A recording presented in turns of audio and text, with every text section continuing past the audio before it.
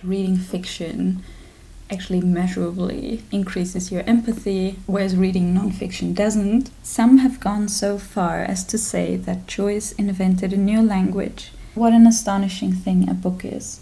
It's a flat object made from a tree with flexible parts. Hello everyone, hi!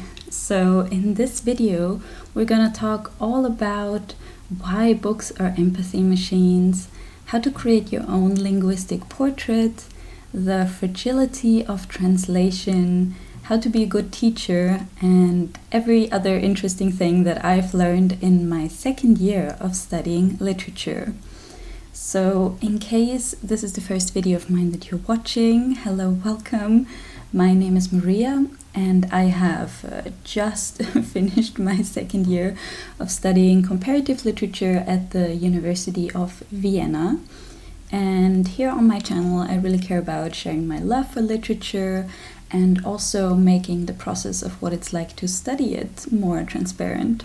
So this video is the perfect intersection of the two. I've got my trusty folders with me once again. The bottom one is from the first semester that I've actually spent in Paris as an exchange student at the University of Sorbonne Nouvelle. And the top one is from the semester that I've just finished back home in Vienna. We're gonna cover part one, the Paris part, in this video, and then the Vienna semester will be in the next video. It would obviously be beyond the scope of YouTube videos to tell you absolutely everything that is in these folders, but I went through them thoroughly and once again asked myself, what are the things that really struck a chord in me that I want to take with me in my life, and which insights have earned like a permanent residency in my mind. So quickly about the courses I took a total of 9 courses when I was in Paris. How did I do that? I've made an entire video in the past explaining what the courses are all about, what the objective of each course was, etc. I'll link that in the description box below and in the cards, of course. But I'm just quickly gonna go over what the courses were called, so you know, we have a little bit of a basis to start from. 8 of the courses were in French and 1 of them was in English. The first one was called Imaginary Knowledge in Literature, Les Savoirs Imaginaires in French.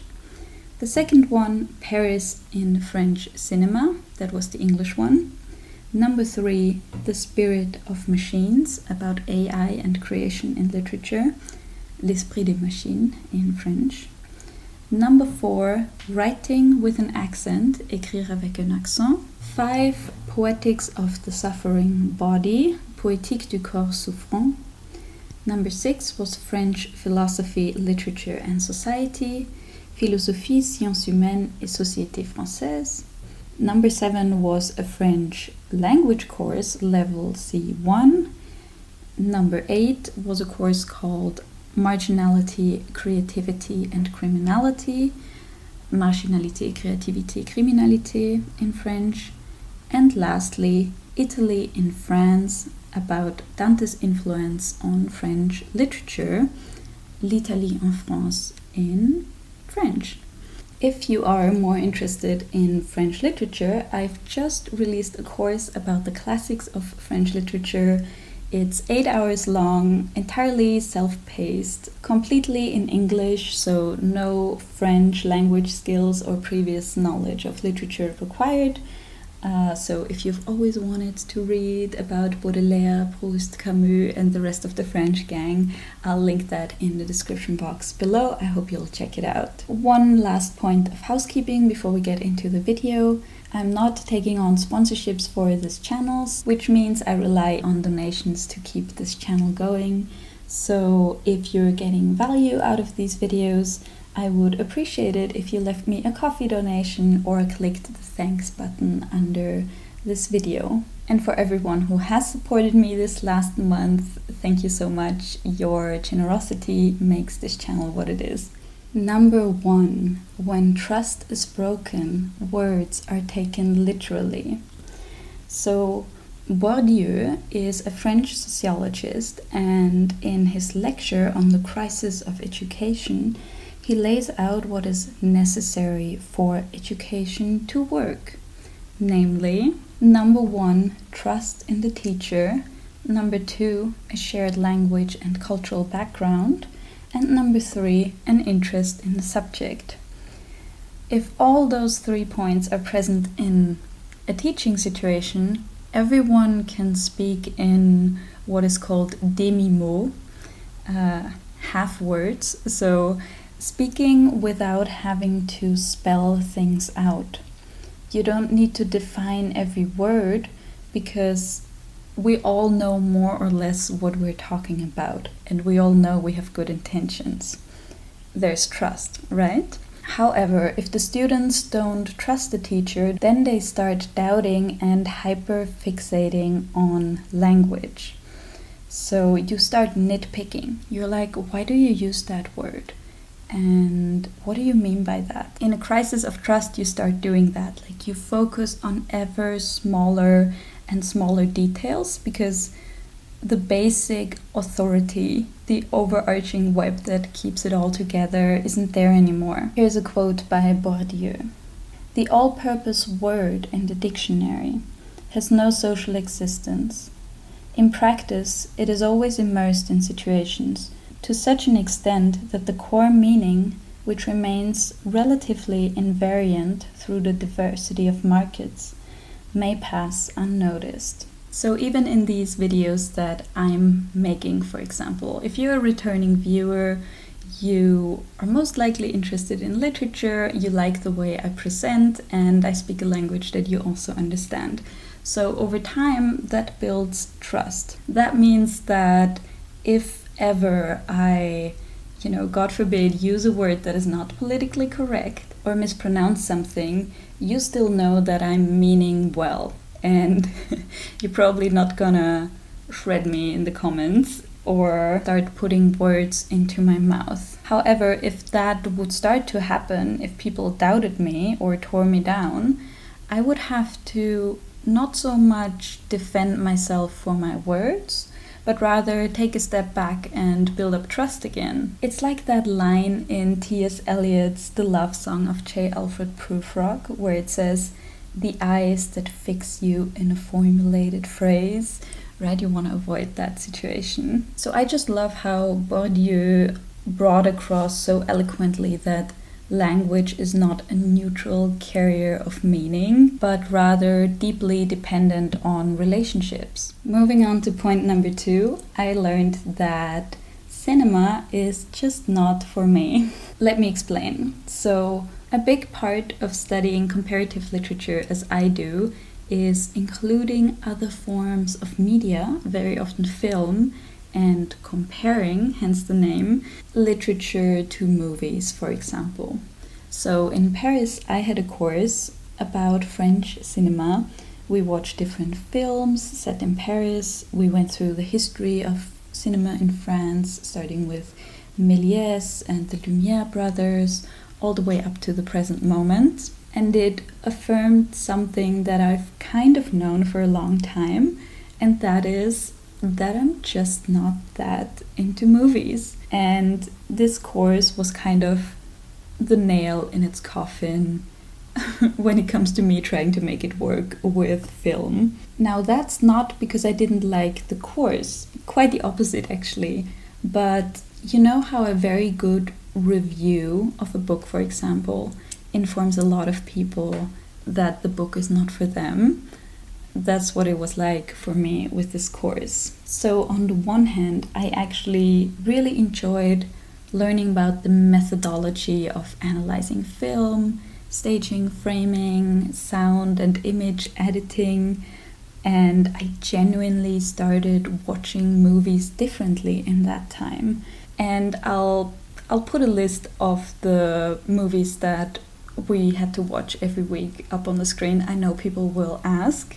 It should be like a dozen French movies. They're all really great. We had to watch one a week and then talked about it in class.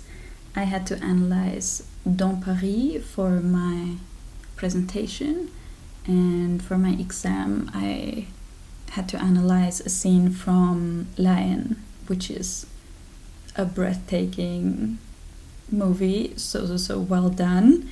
So in class we often analyzed little scenes also from other movies.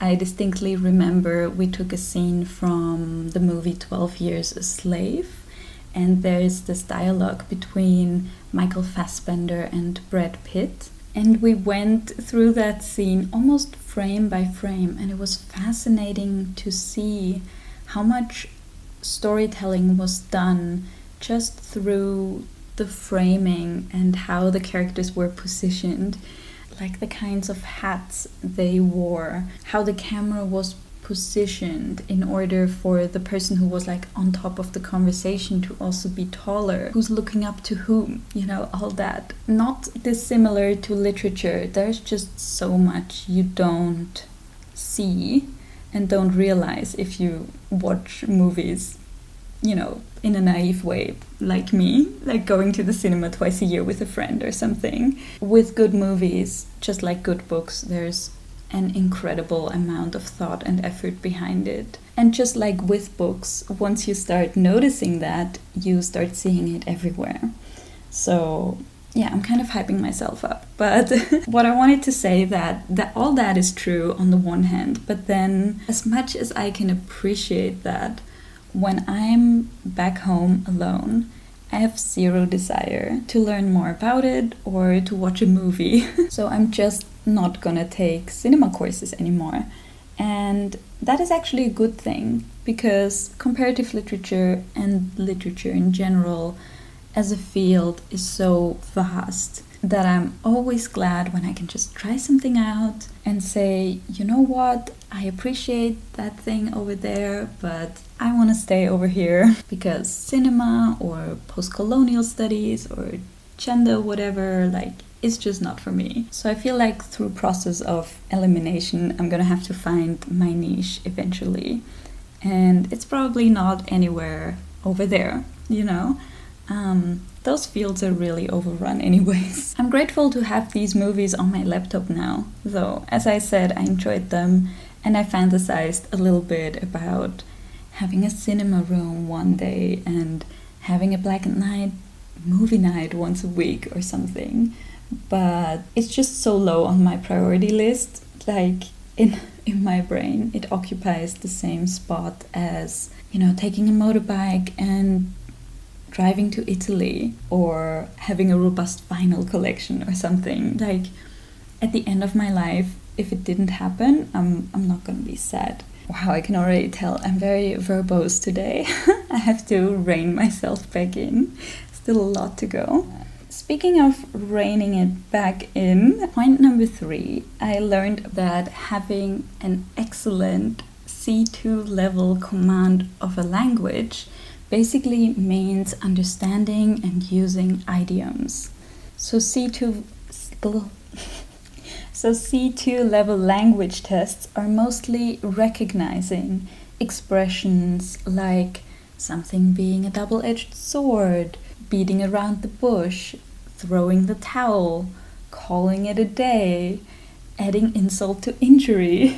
Because these images are often very specific to one language and truly are the pinnacle of language learning, as they really show that you understand not just the words, but the cultural mode of another country. Next, I learned about translingualism and auto-translation. So translingualism is the act of writing in a language that is not your mother tongue, which is more common than you would think. Some of the most famous writers that do that are Vladimir Nabokov, Samuel Beckett, Leo Tolstoy. They all, at least partly, wrote in languages that is not their mother tongue.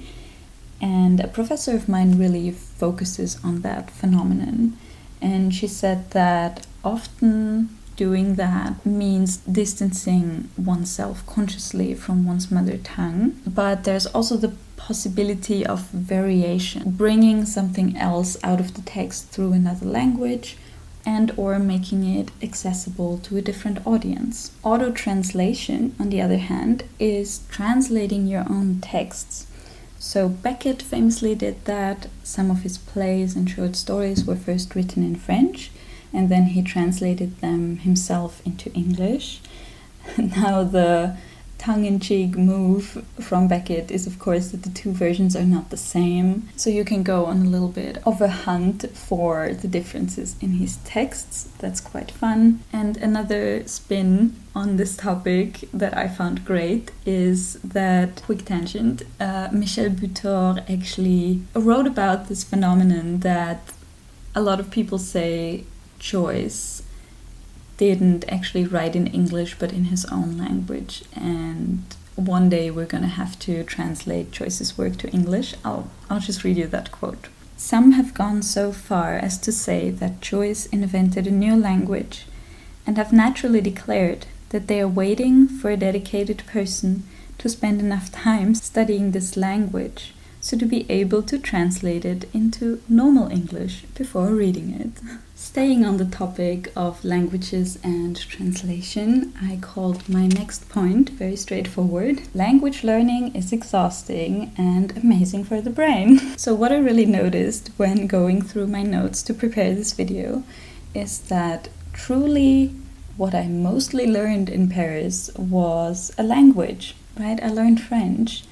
And so much of my brain capacity was just occupied with decoding what everyone else was saying that I'm sure I didn't actually get as much out of my semester in terms of the content as I did back home in Vienna. In Paris, it felt as though on any given day, 75% of my energy was just the language, thinking about what to say, trying to keep track of vocabulary. And while that's great, I would have loved to actually participate a bit more, and I think that there's quite some things that I've missed, especially nuances. So, that's the exchange student experience, and I think that's a real thing to consider. Even just looking at my notes, I saw the anxiety of my handwriting, right? Like writing everything down, little question marks, underlining words I still have to look up. It's a lot. And there's this one really funny moment that I'll never forget. That just goes to show how important one vocabulary can be. We were in class talking about Frankenstein, and the moment when the monster of Frankenstein is infused with life, and we talked about the spark of being, and someone said something, that was done with a baguette magique, right? That was the French word they used, like magic baguette.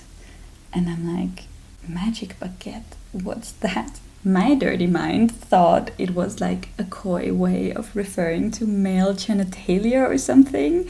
So you can only imagine the kind of road my thinking went down when people kept talking about that in class. But turns out baguette magique is a magic wand, which is just double funny because the fact that the French call a magic wand a magic baguette is just great in and of itself. But also, again, the story that was concocted in my head while I didn't understand it was just as great. So yeah, language learning is exhausting. I also remember just being hungry all the time. Like, I just felt like I could feel my brain making new connections. So, how wonderful, that's such a great thing, so healthy for your brain and blah blah, all that. But I like the contents of my courses, and that's kind of, I realized, a notch more important to me than learning a language. Oh yeah, a little add-on point for this one was that I also learned to accept my accent. At first I was so bummed out when I was in Paris, and I talked to someone and they looked at me, clearly noticing that I'm not a French native, and sometimes they would even switch to English. And I don't know, to me the goal is always to sound like a native speaker, with with Dutch, someone once said that to me. It's like, oh, I wouldn't have noticed you're not from here. And I still remember that because that's like the greatest compliment. But by now, I think languages, like accents, are kind of cute. I loved it when my professors in France would say, oh yeah, like Goethe and Freud, and they meant Goethe and Freud. Also in the course about accents, we learned that, obviously pure languages don't exist. Also, a perfect command of a language doesn't exist. Like, languages always come from other languages, they're in touch with other languages, they're constantly changing. And even, for me, German, my mother tongue, I don't know all the words and all the grammatical rules. There's actually a professor at the Sorbonne, her name is Myriam Suchet, who wrote about that, and she called it l'imaginaire hétérolangue, so the imaginary perfect language that we all think exists, but it doesn't. Interesting thing that I've learned, number 6, has to do with Ovid, and I called it "There are no new things under the sun." So I remember one of the most stifling moments when it comes to keeping up with the French language was when, in my first week in Paris, we read Ovid's Metamorphoses in French, the story about Pygmalion. And I realized that Ovid essentially created the OG AI girlfriend.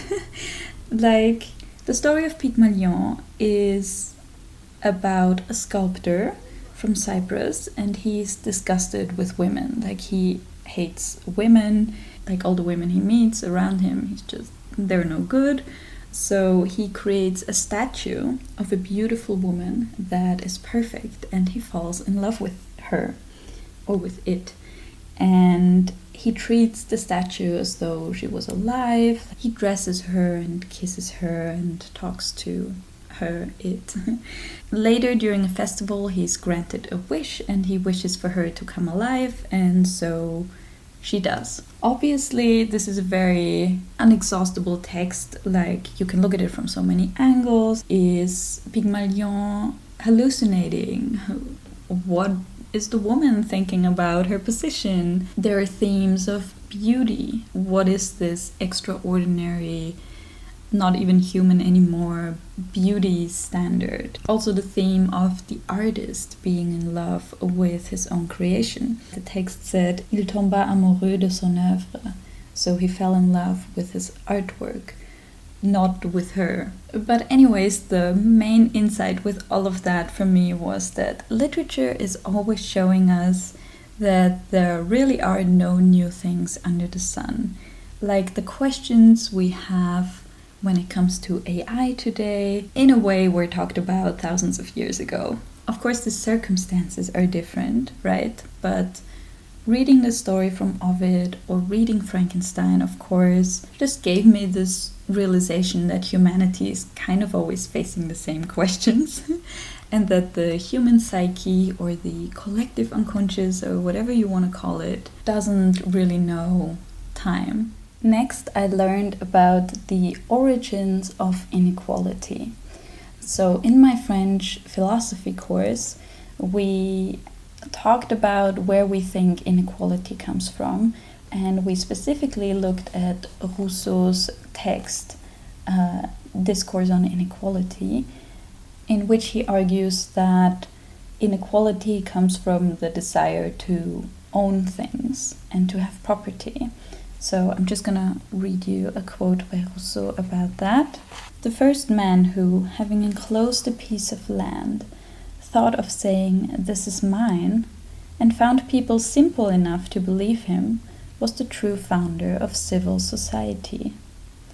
How many crimes, wars, murders, how much misery and horror the human race would have been spared if someone had pulled up the stakes and filled the ditch and cried out to his fellow men, "Beware of listening to this impostor. You are lost if you forget that the fruits of the earth belong to everyone, and that the earth itself belongs to no one." And Rousseau argues that before that first person, whoever did that, like enclosed a piece of land and called it their own, right? The idea of owning something, that people had differences, but they were fundamentally equal. I talk a lot more about that in my French literature course. But the more I think about that basic concept and observe it in my life, the more I think it's true. For example, I had a conversation the other day about the fact that apparently after the success of Mozart's Magic Flute, everyone suddenly wanted to own a songbird. So lots of people kept songbirds at home. Now, these birds had to eat. And so jobs emerged where people went to the forests and collected ant larvae or larvae, like baby ants, like the eggs or something. And they did that by going to an anthill and exposing the inside, taking the top off, whatever. Like, I don't know exactly how it went anymore. But anyways, the ants have such a strong instinct to protect their young, so they immediately start carrying the eggs into the next shade. Like, they need to find a shady spot for it. And those people who collect the ant babies, they basically just put up little shade things, and the ants carry it in there, and then when they're done, those people just take them and roast them and feed them to the birds. Now that is just so evil. Like, when I heard that, obviously animal exploitation always particularly stings me, but this is also just such an obscure link of events. Like, how could we, as a species, like, how did we land here? And of course, it comes from owning things. People thinking, I would like to be prestigious and own a songbird. I can't just go somewhere to look at it. It has to belong to me. Now, I'm not saying that I have all the answers on how to do it differently. And I'm a little bit afraid now that I think about it that I'm gonna be labeled a communist or something. But anyways, the inequality amongst living things is just so visible in that example. Now, I'm not done with talking about inequality because Bourdieu comes back into the picture. Remember, we talked about him in the first point. He really is a big name when it comes to mechanisms of inequality and domination in a society.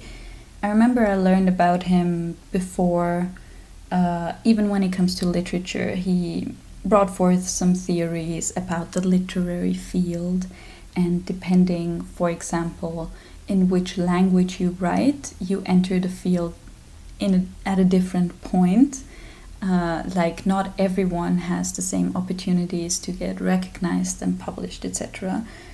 So anyways, as it pertains to inequality, Bourdieu coined the term cultural capital, meaning that, according to him, capital doesn't only come in the form of money. So I think it's pretty clear that people who have more money have more possibilities in life, generally speaking. He says, though, that there's also social and cultural capital that is unequally distributed and influences people's everyday life. Social capital is who you know. So imagine you're looking for work, or you're looking for a doctor, like you have an urgent problem and you want to get an appointment. If you know people, if you know the right people, it might be easier for you to get a job or to get a doctor's appointment.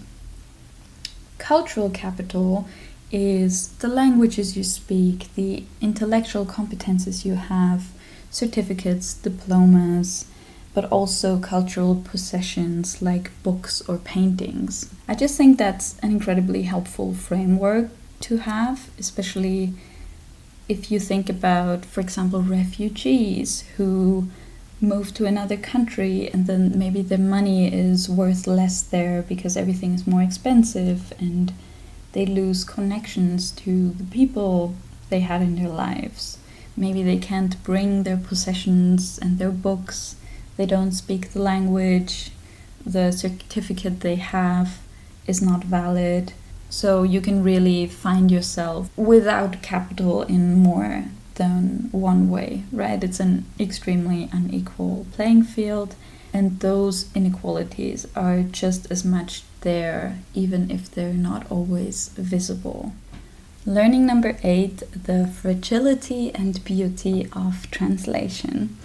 So, as I mentioned, I had a course on Dante and his reception in France. So, first of all, did you know that the Divine Comedy was actually just called the Comedy? That's what Dante called it, the Comedy.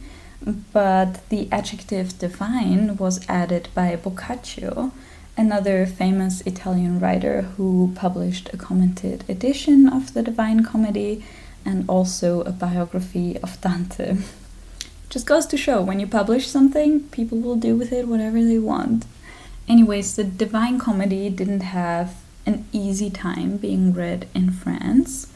Actually, the first full translation of the Divine Comedy only came out in 1596, which I understand that things were moving a bit slower back then, but I don't know, the Divine Comedy came out in 1321, so that's almost 300 years later. So in any case, the first full translation was late, and then Balthasar Grangier translated it, and even in the introduction he said, well, what you're about to read will be terrible. Like, he didn't even like the book or something. Dante was long considered an enemy of the church, and Dante also blamed the French for his exile. So yeah, there's like not good footing between Dante and the French. Actually, the adjective Dantesque, like something being Dantesque, used to mean something scary, like something you have to be afraid of. Today it means monumental. So that translation was kind of weird. Voltaire also tried translating it. He was being way too explicit and also wrong a lot of the time, so that was not good. And in 1783, Antoine de Rivarol actually published a translation that made it a bestseller in France. That was kind of the breakthrough moment for the Divine Comedy in France, but he called his translation L'Enfer, so Inferno. And from then on, a lot of people thought it's just called Inferno, not the Divine Comedy. And I feel like that's even still a little bit today. Like, people are definitely most aware of the Inferno. De Rivarol translated the poem into prose, though. Like, he said, the form is too complicated, I'm not even gonna bother, which I don't blame him, but still.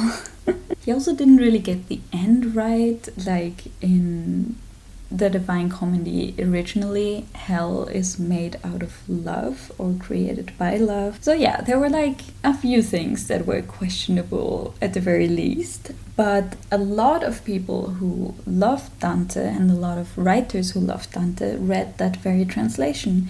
Victor Hugo, for example, he appreciated Dante and really identified with him because he was also being exiled, and many of Hugo's poems were inspired by Dante.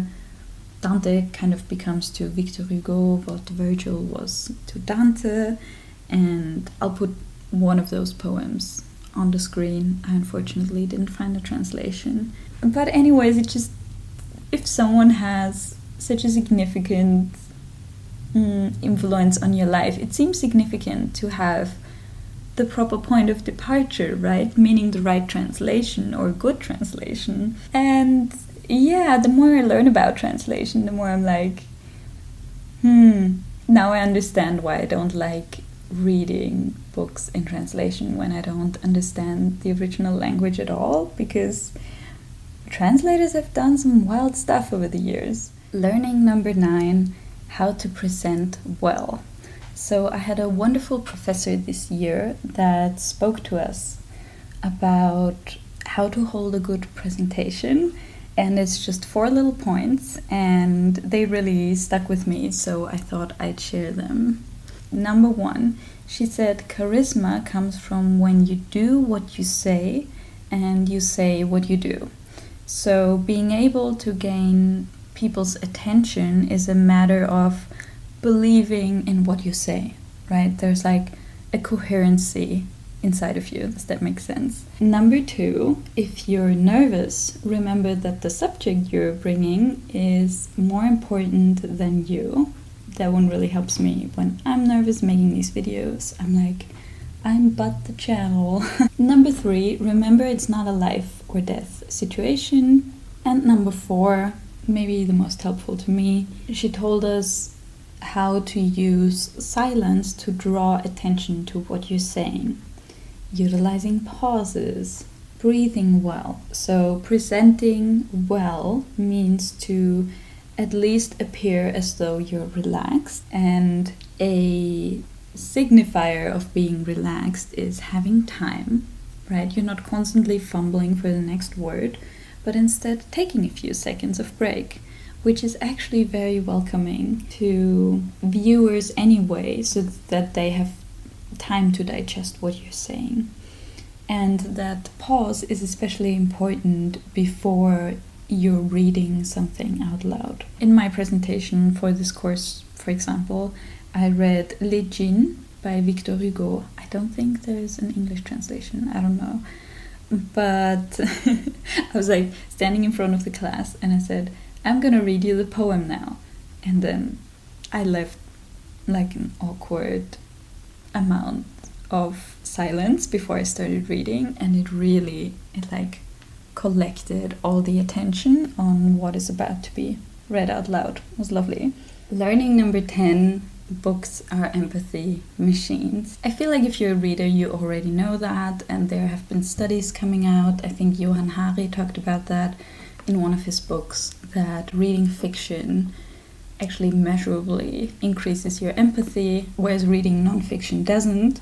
But I had an experience that really deepened that insight for me when I was in France. So in my course, Marginalité, Créativité, Criminalité, we talked about Marguerite Duras, and how in her books she basically states that all alcoholics are in a way intellectuals that have come to a point where they reach the conclusion that the world is unsupportable as it is. Now that was personally touching because I have a person quite close to me that has struggled with alcohol addiction all their life, and it has really affected my family. I've seen firsthand the dark pit of alcohol addiction and how it swallows absolutely everything it touches, and it can destroy every single aspect of someone's life. Like, it's crazy.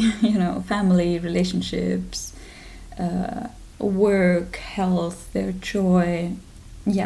And at some point I was forced to draw a really firm boundary with that person and basically cut them out of my life. That's years ago at this point.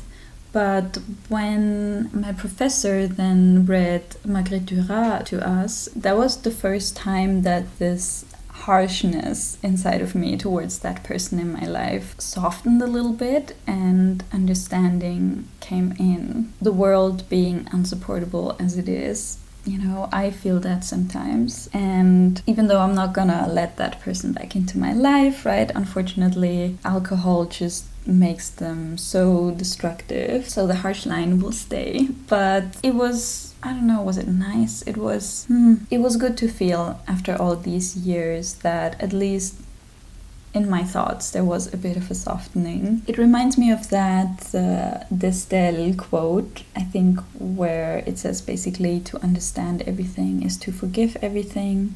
So it's been a long time that I have noticed that empathy producing effects so directly and clearly, I guess. Here's a quote from my essay that I wrote for this course. It is well known that psychiatric difficulties like hallucinations are particularly hard to understand for people who have never experienced them.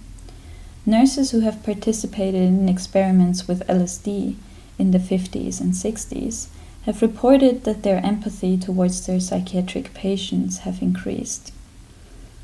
Because those nurses have felt what it's like to be psychotic, they could treat their patients with more understanding and respect.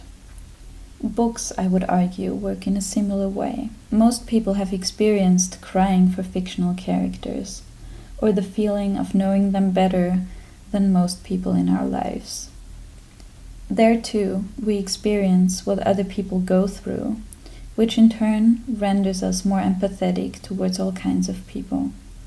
In this way, reading Mark's story, even though he's a fictional character, has an actual impact on our actions and lives. As Carl Sagan famously said, "What an astonishing thing a book is. It's a flat object made from a tree with flexible parts on which are imprinted lots of funny dark squiggles. But one glance at it and you're inside the mind of another person, maybe somebody dead for thousands of years. Across the millennia, an author is speaking clearly and silently inside your head, directly to you. Writing is perhaps the greatest of human inventions, binding together people who never knew each other, citizens of distant epochs. Books break the shackles of time. A book is proof that humans are capable of working magic." I also just wanted to read a comment I once got when I talked about Marguerite Duras from a lovely viewer who knows what the titles are in English. So Peter Benson said, "In English, La vie matérielle by Duras is translated as Practicalities." That's a book we talked about in the course. He goes on saying, "Alcohol features strongly in some of her early novels, such as Moderado Cantabile and The Sailor from Gibraltar, but less so in her later works." So thank you, Peter, for that. Learning number 11 for me was what it means to be a good teacher. So this is a bit of a meta point, but I really like analyzing how people teach and what makes a good professor. So in any course that I sit in, this is kind of in the back of my mind. And when I was in Paris, I had one exceptionally great professor, and I just wondered what it was that made me feel so at ease and eager to learn, like at the same time. So my thesis as of now is this: a great teacher needs passion, clarity, and an ability to connect. Passion means believing that what you're saying is important. Clarity means basically a lesson plan or a clear structure for everyone to move in, right? What do you need to read until when? What is expected? How can we reach you? Like the structure needs to be clear. So many professors are terrible at that. So I think those 2 points make a good teacher, and a great teacher, in my opinion, does a third thing really well, and that is having an ability to connect. So to think outside of the bounds of what you're teaching and to weave in personal experience, other disciplines, like everything that the human experience has to offer to make the topic come alive. Those are the best courses. Time flies when a teacher is able to do that, and then the topic doesn't even matter that much anymore, because people who have this ability, like, I just want to learn from them, you know, I don't care what they talk about. And my philosophy professor in France, he had all that. You know how sometimes you meet people where you feel like, oh, that was really important that I met them, or like that's a guiding figure for my future or something. He was that for me. In the first lesson, he told us that he had studied literature, then philosophy and linguistics, and he's interested in the relationship between philosophy and language. And I was like, dude. I didn't say dude. So yeah, man, that course was great. I weaved almost the entire French philosophy course that I had into my French literature course because it was all so fascinating. So yeah, we talked about Rousseau and Michel Serres and Bourdieu, Christophe, Albert Camus, Sartre, Beauvoir, And the exam was analyzing a text by Claude Lévi-Strauss, in case you're interested in that. It was actually a course specifically for Erasmus students to understand French philosophy and literature and French society better. And I just think that's brilliant. Wouldn't it be so cool to offer that in Vienna as well? Like, imagine exchange students coming over and teaching them about German literature and philosophy and language and all that. Learning number 12 was how to draw a linguistic portrait. So I had this course, Writing with an Accent, that was all about one's relationship to languages and accents, and quite a big part of that course was our own experience. Like, we were really encouraged to write about our own relationship with those topics. And in the first lesson, our teacher instructed us to draw what's called a linguistic portrait. And basically what you do is you draw yourself. It doesn't have to be really good, but you draw your own body, and then you place the languages you speak or the accents on different parts of your body. It was really interesting for me to do because I immediately knew where I would place what. I put German onto my hands, for example. English was on my head and in my brain because I really think in English and read in English a lot. My heart was French, language of emotions for me. And then I drew like kind of a past me that was a little small and in the back that spoke Dutch.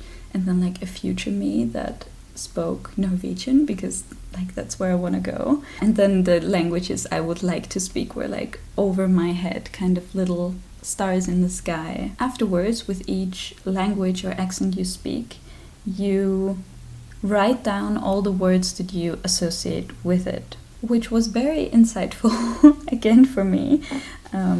With German, I wrote a lot of contradictory things down. Too much to go into now, but I'm basically planning a video on my complicated relationship with my mother tongue. Yeah, anyways, and then afterwards you can also draw or write down what the relationship between those languages is for you. I drew my back burner theory that there is always just 3 languages that can be in the front, like in my active consciousness, and the other ones are kind of dormant. Like I cannot speak more than 2 or 3 languages well at the same time. Yeah, anyways, and then you can work with that, think about it, journal on it, etc., etc. But I just thought that was such an easy way to... I've never done anything like that. It was really cool, and I wanted to share it. Okay, learning number 13 was that I love handouts.